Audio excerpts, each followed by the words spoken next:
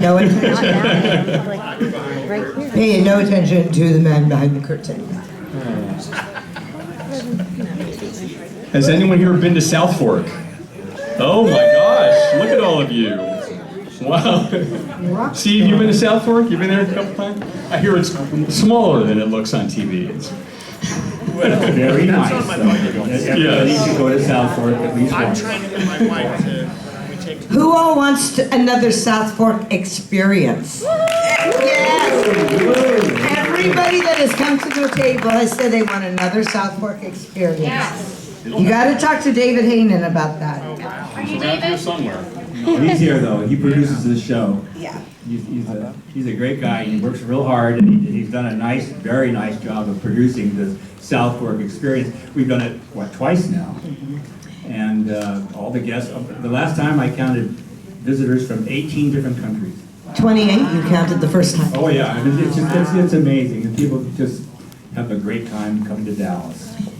And it was magical because we really get to spend time with everybody and get to know everybody, and we see familiar faces and get to know everyone a little bit. So it's really lovely, yeah. Well, I don't feel I need to make introductions, but I'm going to anyway. We know him as Bobby Ewing. Mr. Patrick Duffy is with us. The lovely, the gorgeous, the always fabulous. She plays Sue Ellen Ewing. Linda Gray. That eternally youthful, troublemaking Lucy Ewing. The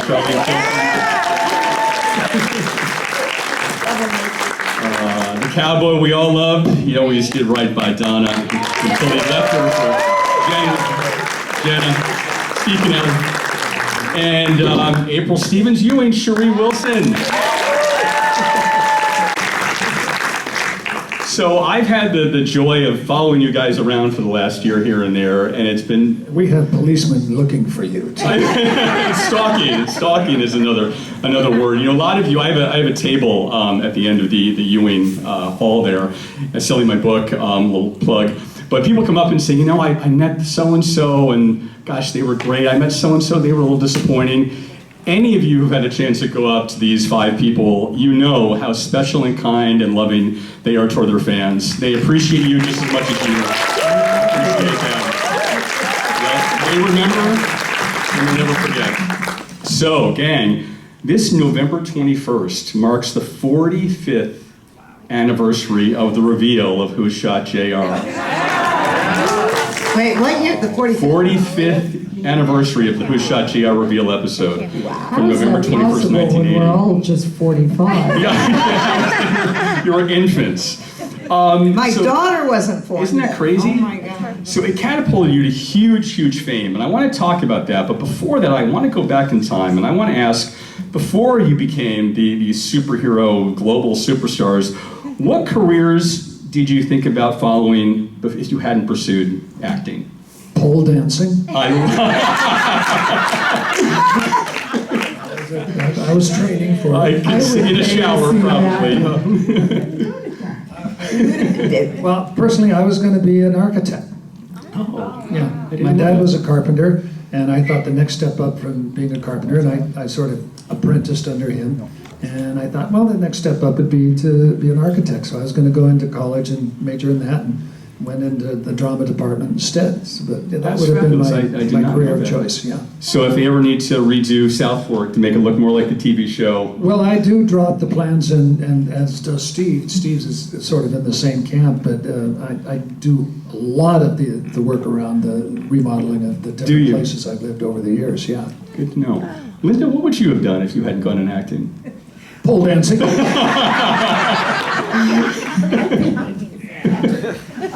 No, it's very funny. I went to an all-girls Catholic school, and I was always the Virgin Mary. Don't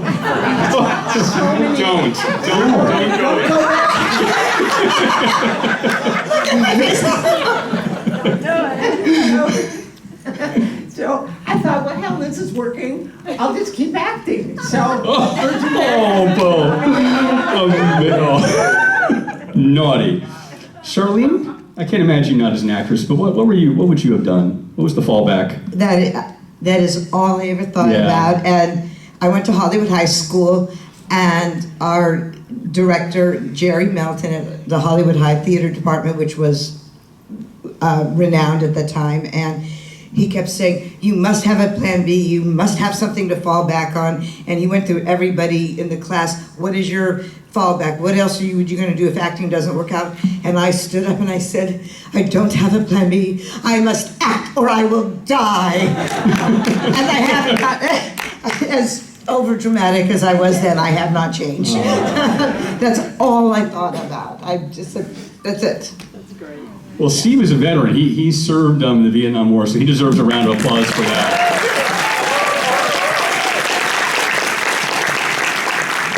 So what else besides defending our country had you thought about doing?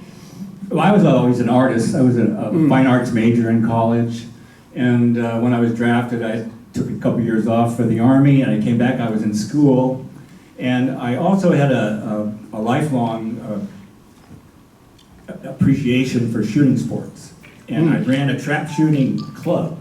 That was a big part of my life because it was there that I met John Milius, a screenwriter, a young guy my age, and eventually John Huston, a very famous film director, who hired me, never having been an actor in anything before in my life, for a feature film with Paul Newman. And I ended up in this movie, and I did 12 weeks of concentrated work. I was in the beginning of the movie all the way to the end, and they said, at the end, you did okay, kid.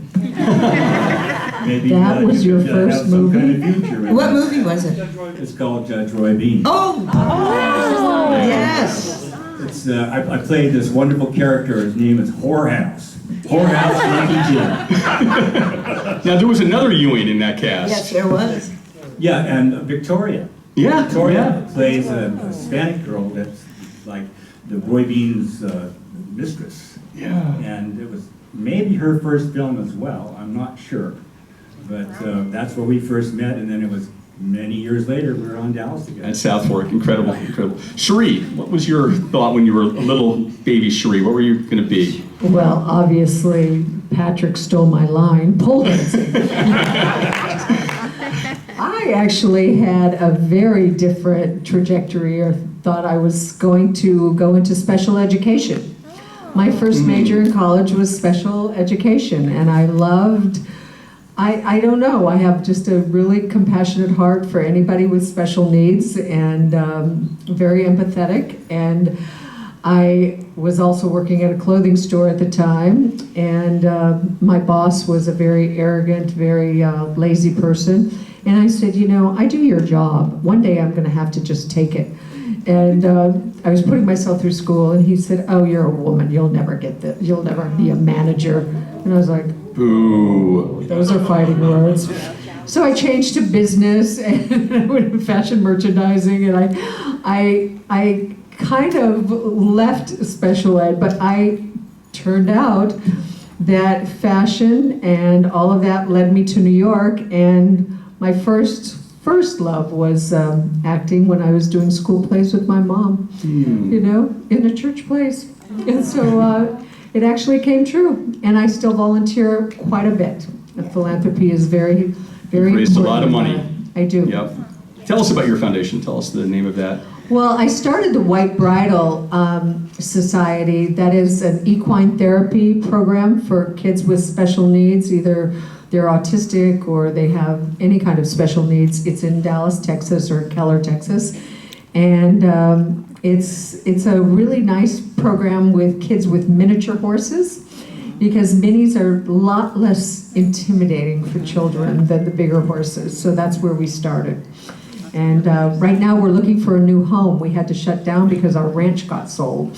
So we're looking for a new home somewhere out in Texas, but I'm going to find it soon.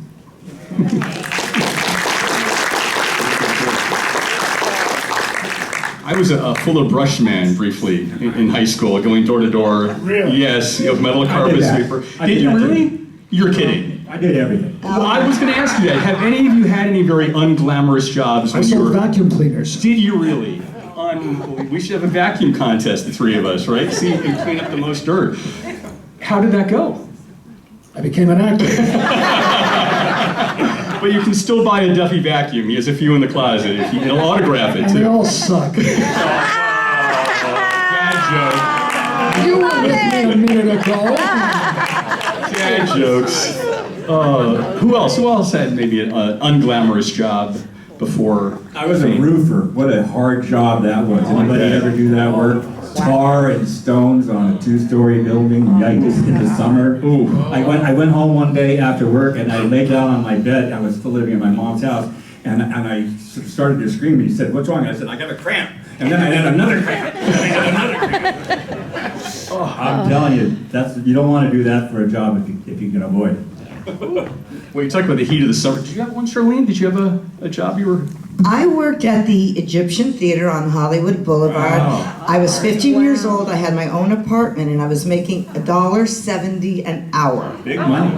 $1.70 Wow. an hour, paying my own rent, but the thing that was great is that I could watch any movie I wanted to.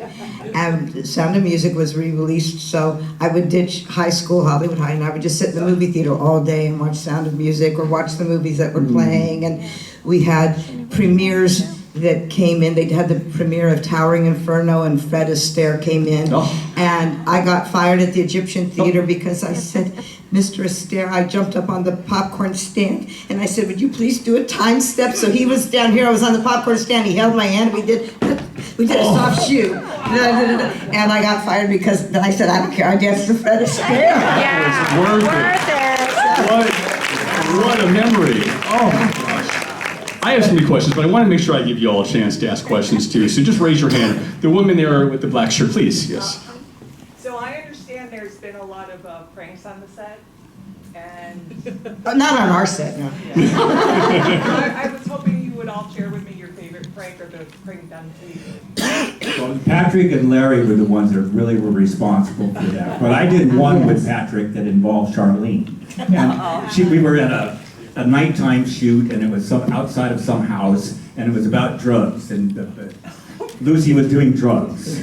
And Lucy. we drag her out to the car, and Patrick and I are going, "Well, is that everything? Do we got everything?" She's saying, "Well, yes. And then we pick her up and shake her upside down like this.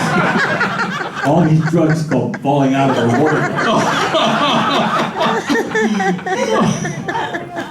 There was some very elaborate things. Yeah, I didn't do them very. Patrick was guilty of a lot of this. Guilty's not the right word.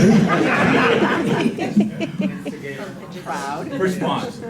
Responsible. Responsible. Were you responsible with Larry to stuff the most ginormous Teamster that he was stripped down to his tidy whities and stuffed in my coat closet of the set?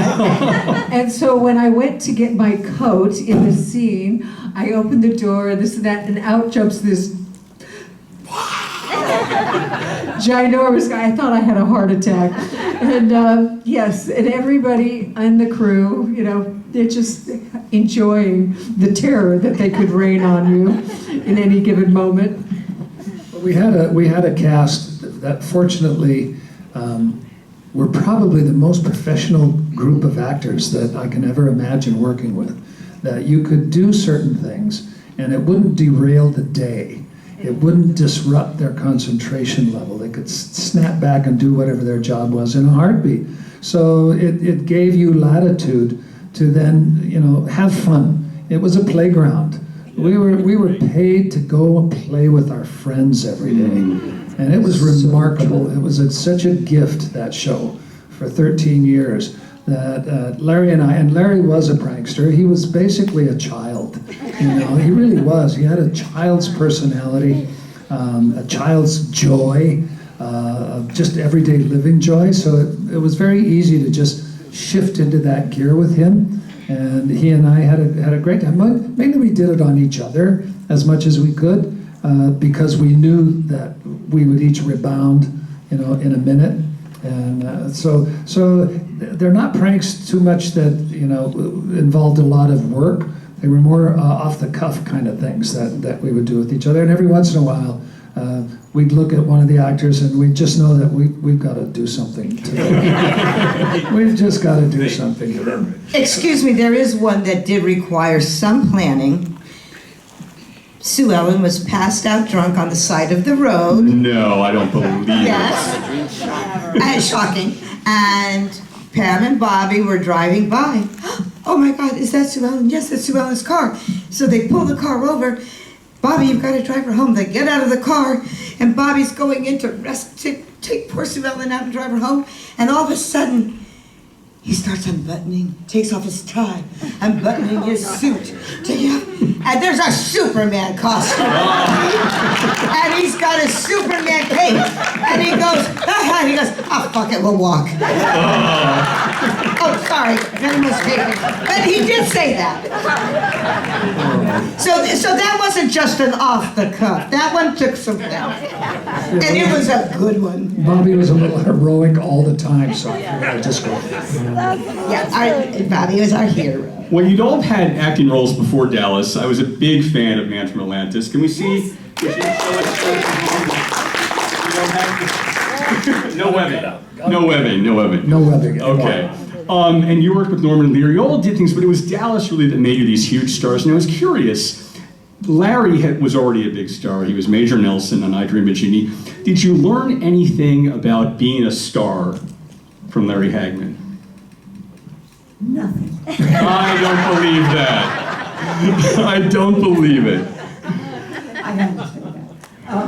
No, when I first met the cast, I remember walking into this little room in Burbank, California, and meeting them for the first time. And Larry walked in the room with carved saddlebags over his shoulder. They were beautiful. But in the Cattle bags. there was some ice and 2 bottles of champagne, one in the front, one in the back. And I thought, oh, this is Major Nelson. And we're going to be working together in this. And he just looked at me and he went, hello, darling. And I thought, uh-oh, this is trouble. What is this show? I thought, well, because we had Major Nelson, the man from Atlantis, we had Barbara Bel Geddes, and I thought, wait a minute, Barbara Bel Geddes, stop. This is theater, this is New York, this is class. And what are they all doing in this one room? This is crazy. And what am I doing? What am I doing? And then I met Charlene, was 17 years old. Oh. And it was the most surreal day of my life, I think. I was just like, I get to meet these wonderful people that I had no idea were so funny. And I had this little wonderful love affair with all of them immediately. It was such a class act. And to sit here with them, how many years later? 45 years later. Yeah, 46. It's just a joy. It is. And Steve, my sweetheart. And so we finished the reading, and everybody's having champagne and enjoying each other. Yeah. And Leonard Katzman, the producer, says, "Okay, see you in a couple of weeks in Dallas."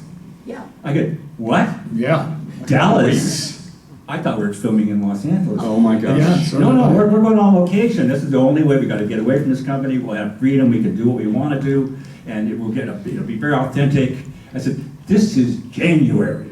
This is Dallas has winter. It's not Southern California. And off we went in January, and they had like one of the coldest months in history.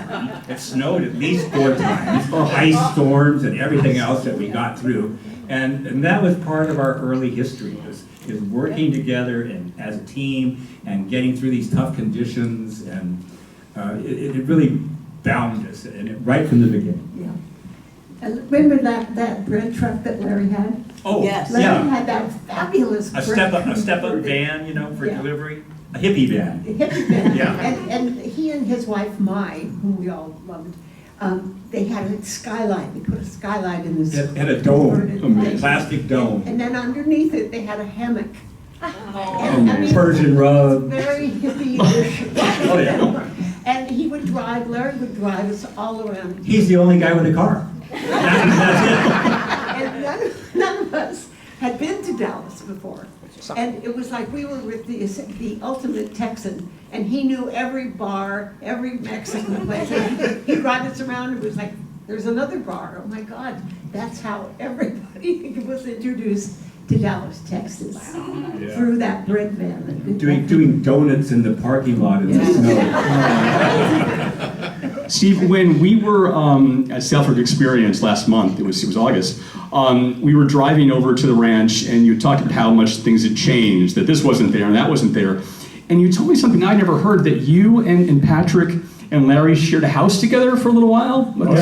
Yeah. Tell us about that. It was wonderful. I didn't share. No, Stephen, No. the boys did. Steve and Oh, the Larry three, and I myself. thought you said me. No, Steve and Larry and Patrick, yeah. Patrick and Larry had leased this house, and I arrived a day or so later and went to this motel where somebody had been bitten by a rodent or something. I said, a possum, I think. And I called them. I said, this is very bad here. Can I come over? They said, yeah, okay, come on over. And they had this big house. I said, well, wait a minute. What about that room down there? And I ended up talking him into it. The three of us shared this big house for 2 months. And Which we remember about 4 days of it. I can imagine. So it was so much fun. We got to be so close. And Larry had a personal thing that he liked to do that people don't realize. He said, I'm an actor. I use my voice every day, and on Sundays, I don't talk. I give it a rest. And so Sunday would come around, the phone would ring, Larry's not going to answer it. Somebody comes to the door, Larry's not going to answer it. So you end up, doing sign language. Yeah, no, it was one. We had a big poster of Dolly Parton on the front door, Oh my gosh. and every day we'd go to work, we'd pat the poster. Go off to work. It was great.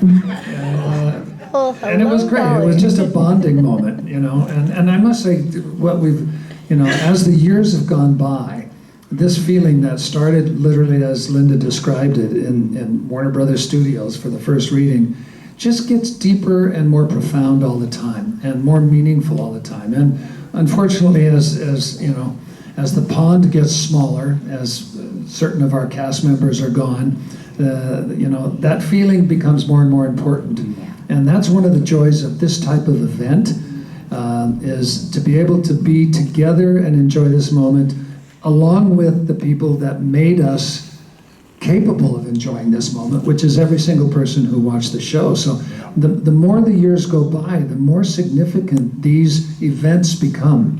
We all have our families, and now we have our children and then our grandchildren and that kind of thing. So getting together is not an often thing, but it's also a thing that this type of event allows us to do.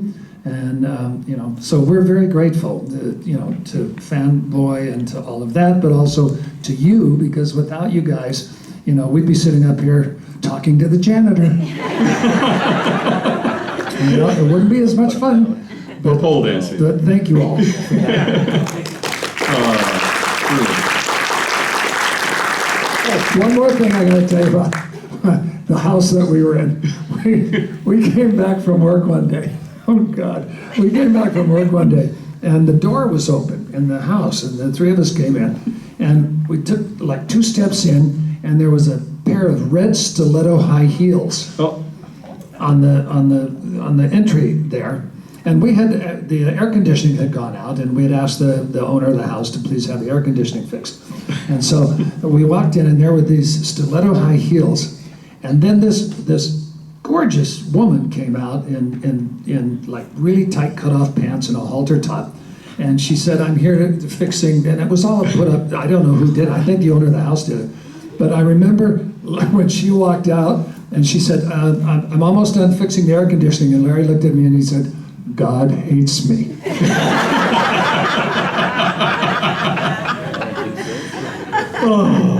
Okay, yes, right here, please. In the red hat. Oh, thanks.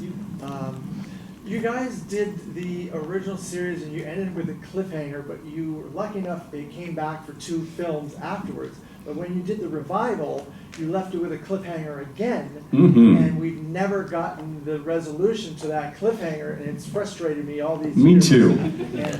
Get over it.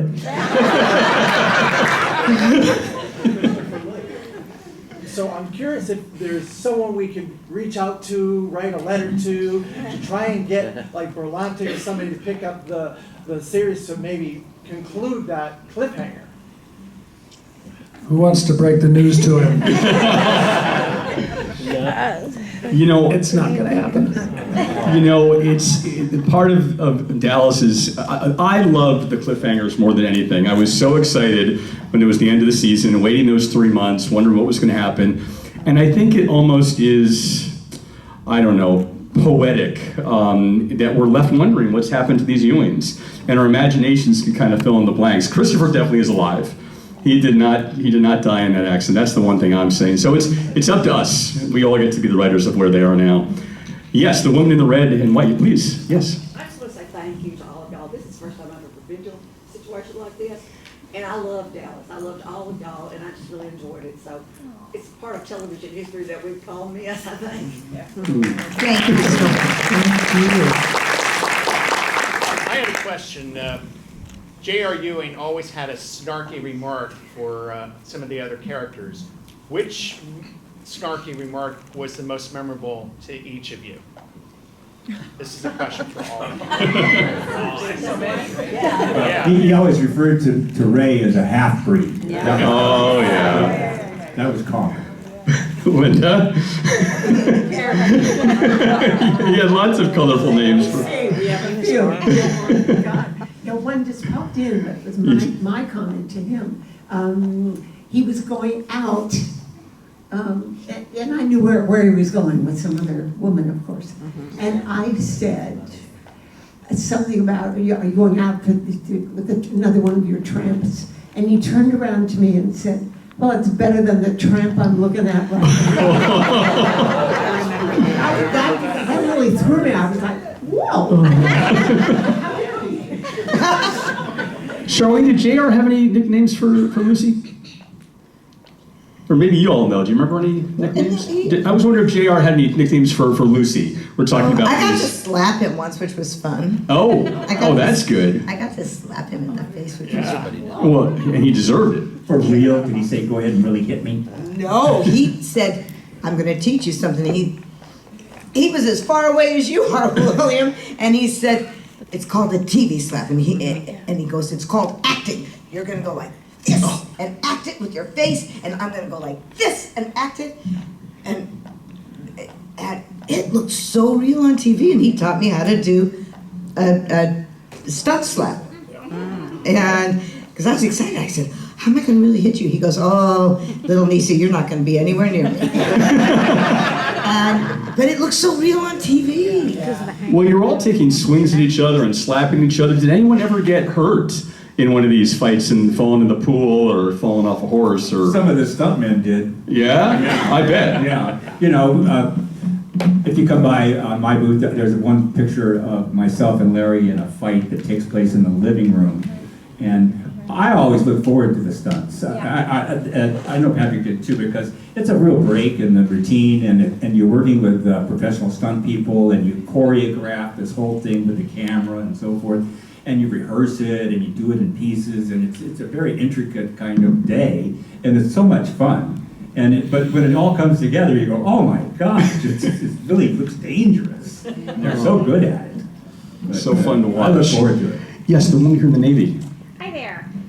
Thank you guys for today. It's really pretty awesome, no lie. But I do have a question. Was there ever a time where the script was going in a direction and you all were like, this is insane, but okay, we'll do it?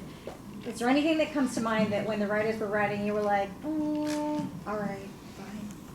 I always thought that probably 13 years of the scripts were like, what? You know, but they worked. Yeah. But they worked. Absolutely. I personally never had an opinion about them. If I had an opinion about a script, my first show would never have been canceled if it was a good opinion, right? Even when they brought you back in the shower? I didn't. It was not my decision at all, and you know, I'm glad that it was done that way. But no, I've never had. The only thing I did have a few meetings in the pilot.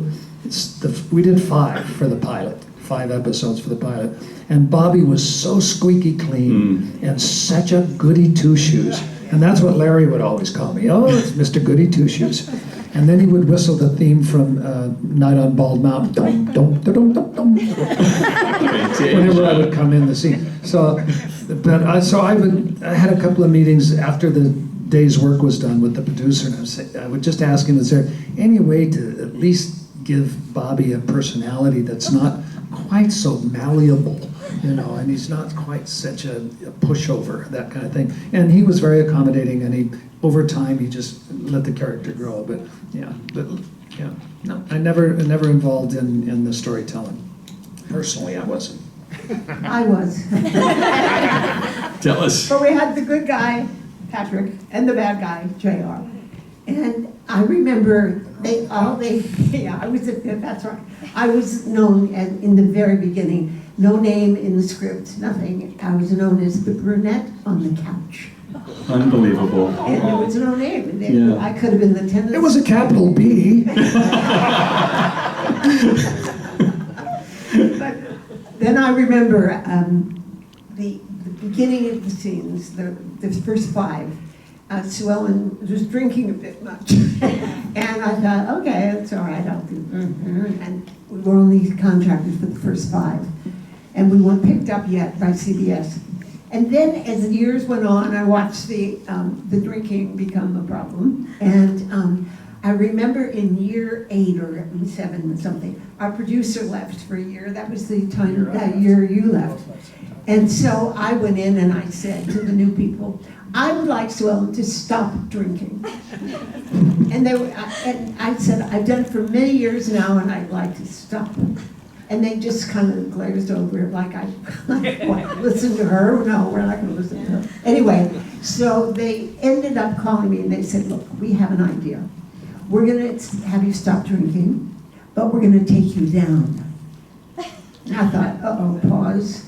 How far down? They said, we're taking you down. Ooh. And they had a big smile on their face, and I thought, uh-oh, something bad is going to happen. Well, it was more fun for me. I had the best time. I had the best time of my life. I mean, I was drunk, and I slept with somebody who got them too, and I ended up walking down the street in Dallas, Texas, in a Valentino outfit. Oh, so gorgeous, good. Gorgeous outfit.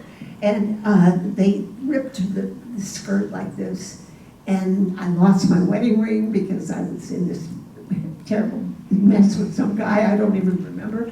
And Diamond Phillips was walking with me down the street. I mean, they took Sue Ellen so far down that I was afraid. Ended up drinking in the alley out of a paper bag. Yes. With the lady in the alley, and I thought, how far? I can't go much further. And then I ended up in jail. I thought, oh my God, they did take me down, far down. And it was the most fun as an actor that I had, because I didn't have to wear makeup, and I did weird things to my hair. I was in and out of makeup in less than an hour, which usually took 2 hours. So that was my most fun year, and Patrick was gone, our producer was gone, but I had a hell of a time. So good. So I know your Dallas schedule didn't leave you a lot of time for other things, but you did do other things, and I wanted to ask about some of those ways you spent your summer. Patrick and Steve, you both did episodes of Charlie's Angels, and I wanted to ask if you have any memories of With the Angels. Oh, yeah. I tried to do as many Aaron Spelling shows as I could. I think I did Love Boat, Fantasy Island. The Angels show I did, it was with, we talked about her, but it was with her Jacqueline. Jacqueline Smith. She's supposed to be drugged in this movie, and she comes in late, and we've already worked for about 3 or 4 hours, and she arrives on the set, and she's supposed to be playing drugged, and she comes in with big eyes and going, gee, I've never had any drugs. How do you play drugged? And I'm going, gee, this is her show, and this is how ready she is for it. She really cares. And, okay, just act sleepy. Act sleepy. But, you know, we had some extra time from every once in a while, but we did so many shows in the end. We were doing 30 or 40 shows a year at the peak. Insane. And it was just in the earlier years where there were some opportunities to go and work for other producers. But in the end, it was year-round. We had a couple of short breaks, and it was because all of you were watching first runs, and then when the reruns came on, they would go, hey, I'm going to go someplace else and do something. They didn't watch them. So they said, well, we'll just make more first runs. And so instead of what would be normal, 20 or 25 shows, we did 40. Insane. Year-round. And now you 6-episode seasons on Netflix or 10 episodes. Yeah. I cannot even imagine. My Charlie's Angels was wonderful because they wrote a two-parter where Cheryl Ladd and Jackie fell in love with this guy. and literally, it was the first time either of the angels had actually fallen in love. They were Charlie's Angels. Oh, wow. They were Charlie's Angels. So they spent a lot of time developing in the show the relationship with the same guy. So they were both falling in love with the same guy, and how are they going to resolve that? And the only way they could resolve it was to kill him. Oh, not them, but to kill the character. So it was a great Ray Milland. I don't know if anybody knows it. Yeah. Ray Milland was in that show, and God, his name is Were you the guy they were falling in love with? No. He was Ray Milland, who was a bad guy. Yeah. And the bad guy, the real bad guy, was the Brady Bunch father. Robert Reed. Robert Reed. Wow. So I slept with Cheryl Ladd and Jackie Smith, and I was killed by Robert Reed.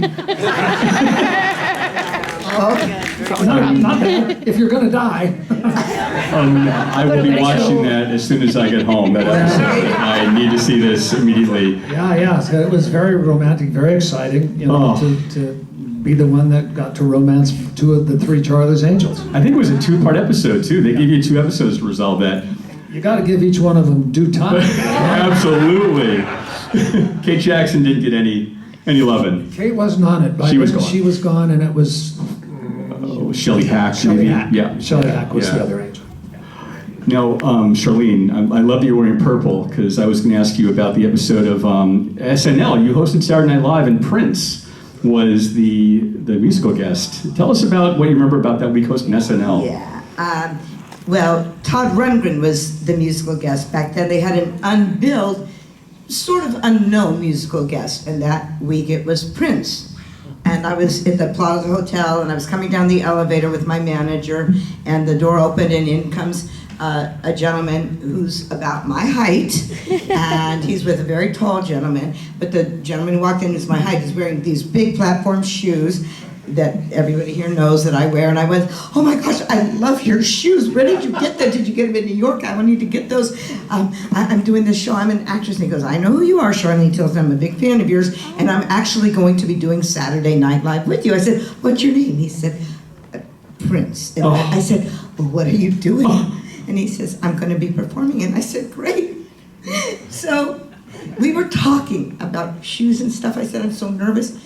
They sent a car for each of us. We ended up, because we're talking, we said, let's take the same limo to 30 Rock. So we talked all the way to 30 Rock, and I was so nervous. And he said, you're going to be great. And I told him about this idea for a sketch I had. I was obsessed with the movie Sunset Boulevard back in the day. And at the time, the Chicken of the Sea commercials were very big. What's the best tuna? So I wanted the mermaid to be a la Norma Desmond. She thinks of herself as still the most important mermaid, and this very famous mermaid, and and with the martini glass and a cigarette. And I pictured her as Norma Desmond, and he said, that's really famous. Anyway, so I was so nervous. Get on, do the show. I write this sketch with Eddie Murphy that became Underwater Cop, where I played a mermaid. But anyway, my gosh. So during the show, and then I go, it's time to introduce Prince. Ladies and gentlemen, I haven't seen him rehearse. Ladies and gentlemen, Prince. He performed live, and you knew right then and there the world changed. I mean, literally, the atmosphere in the whole studio changed. You never saw anything like it, and that's when he became Prince. but he was so nice. And the whole time he was just trying to calm my nerves. He was so nice, and he was tiny. He was so, but when he performed, wow, unbelievable. And just to be there, standing on the side, watching that, so close. Who knew what was to come? Cherie, I was looking at your credits. You were every talk show host wanted you on their show.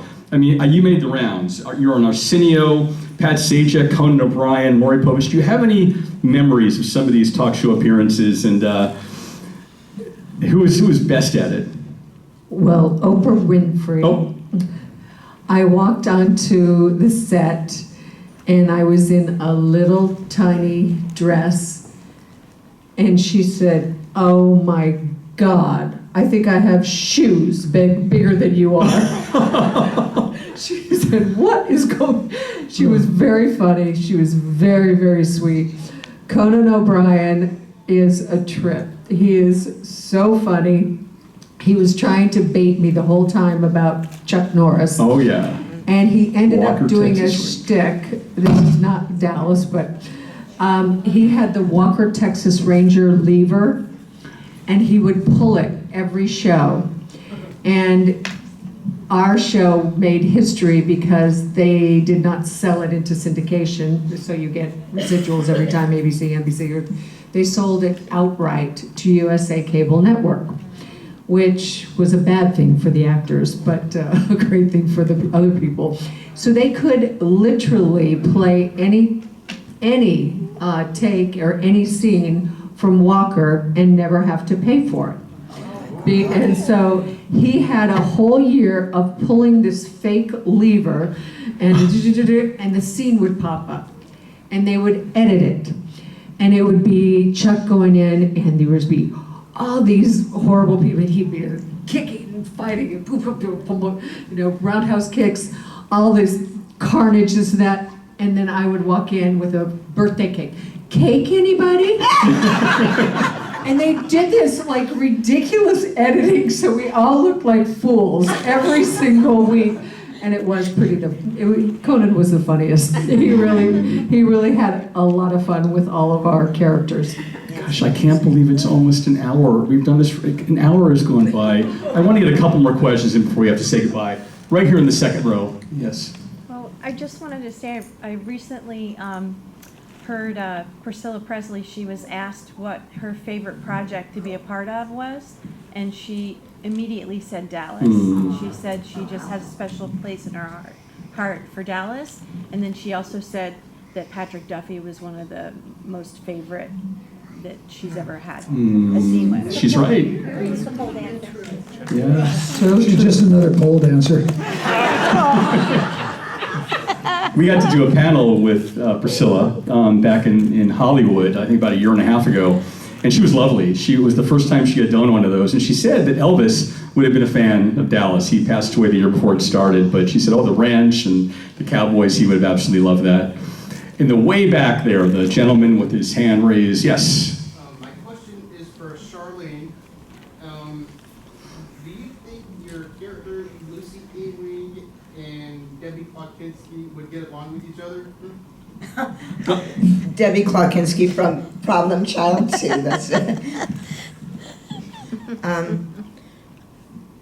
Sure, why not? Sure, that's a good answer. Lucy That goes needed well. friends. Debbie Klotkinski was too busy flirting with John Ritter, so baking him cherry pies. Is there a Dallas, good question, but is there a Dallas question here? Dallas? Yes? Okay. What was it like working with Jock? Jim Davis. Jock Ewing? Well, he was daddy. I mean, to all of us. I think, I don't know many of us ever referred to him as his real name. It was always Daddy. Morning, Daddy. And he'd say, morning, Bobby, or morning, JR, and all that kind of stuff. So, and I grew up watching black and white television, and he was on about every Western that had ever been made. So walking into the set and having him play your father was, one of just those bell-ringing moments that you want to always remember, and he was gone too soon, But it was such a pleasure to work with, and he was big and everything else, but boy, when he would get on a horse, it was amazing how that sort of old TV cowboy thing would kick in, and he just looked so at home on a horse. It was really marvelous to watch him work. That was my memory of it. Yeah, at the height of Dallas's fame, everyone was spoofing the show, and I know Bob Hope had a few of you on his show. I think Linda, you did a Bob Hope special, and Charlene, were you on a Bob Hope special? Yes. I want to ask if you have any memories of working with Mr. Hope. Yeah, he was wonderful. He was so much fun, and he was just a charmer. You could tell he was a flirt, and he loved the ladies, all the ladies that came on the show. And I just remember, just being there, thinking, what am I doing here? I'm standing on the set with Bob Hope, and it was just like you're taken away by those bigger than life people. He was charming. I loved him. Did you rehearse at his house? No. God, Oh. no. Wait a minute. No, but it wasn't just him, but he had. Oh, Bob. Thank you for coming. Thank you all for coming. Oh. Wait a minute.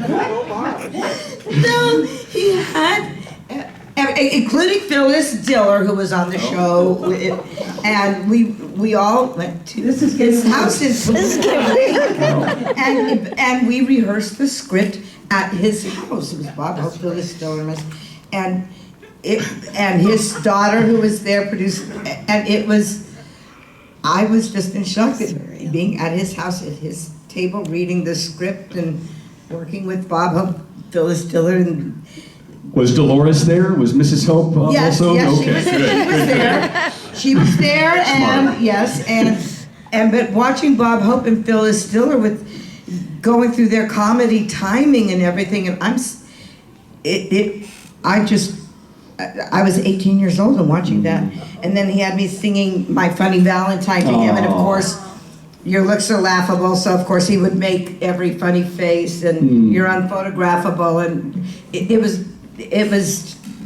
a dream to work with him. We did a couple of sketches together, but yeah, him and Phyllis Diller. I mean, I'm still like, I can't believe I lived that. Everything was so charming back then, and it just seemed like everyone was having so much more fun. A lot of you would do Battle of the Network Stars in the summertime, and that was a total hoot. Thanksgiving, I always loved, because they would have the CBS stars get together and say, all of us in Dallas wish you a happy Thanksgiving. And then on Thanksgiving morning, there would be the Macy's Thanksgiving Day Parade, and I would get to see Patrick and Linda and Larry do the hosting. And I just look forward to that every year. Any memories of Larry and you had a mink coat on because it was so freezing in New York? Freezing, but I loved it, and I got to bring my whole family. I said, I can't go to New York. It's Thanksgiving. My family. What about my family? And they said, well, bring them all. Fabulous. And I thought, it was so generous. And my kids got so excited, and they got to fly to New York and stay in a hotel. And unbelievable. So those were special days. And they had a little heater for me. That bubble, the big CBS bubble. It was so much fun. And Larry always had his sunglasses on. He just was looking so Hollywood and fabulous. Patrick, any memories of those Thanksgiving Day parades? Well, Larry also had his own antifreeze during that parade. But it's the same as Linda's. Linda and I did it together, as a matter of fact. But it was a family thing, and it was wonderful. I'd take my boys and my wife, and the hotel room, you could look out the window of the hotel room and see the CBS bubble. So they would sit in the hotel room, order room service, and watch Daddy and Linda, do the CBS parade. And then once that's over, you work for, 5 hours, and then you had like 2 days or 3 days to just be in New York with your, and that was all when the networks really did take care of their actors that way, and it was really a special time. We were very fortunate as a group here to work in the television industry during the sweet spot, during the time when, it still was a special profession, that was actor-oriented, actor-based. It was only 3 networks and then 4 when Fox came in, but so they really did take care of you. They treated you special. Like Steve said, we would do so many episodes a year, and then just order more when they wanted to, and that just doesn't happen anymore. And it's a great thing to have been around during that moment of when the clouds parted and the sun shined down on Hollywood. We happened to be there. Well, I just thought about this, how I had this memory of Larry and Thanksgiving, and Larry passed, right? Was it Thanksgiving Day, or was it? And the fact that he passed doing J.R. Ewing again, I mean, something that I'm sure he was thankful for. We got to see all of these folks and Larry playing J.R. one last time, and we get to see all the Ewings with us every chance they get to make time for us fans. How lucky are we? How thankful are we to them? Thank you for coming, all of you that are with us. Thank you for coming. Thank you, guys.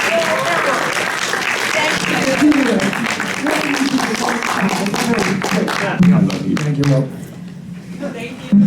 Thank you. Thank you all so much. Thank you.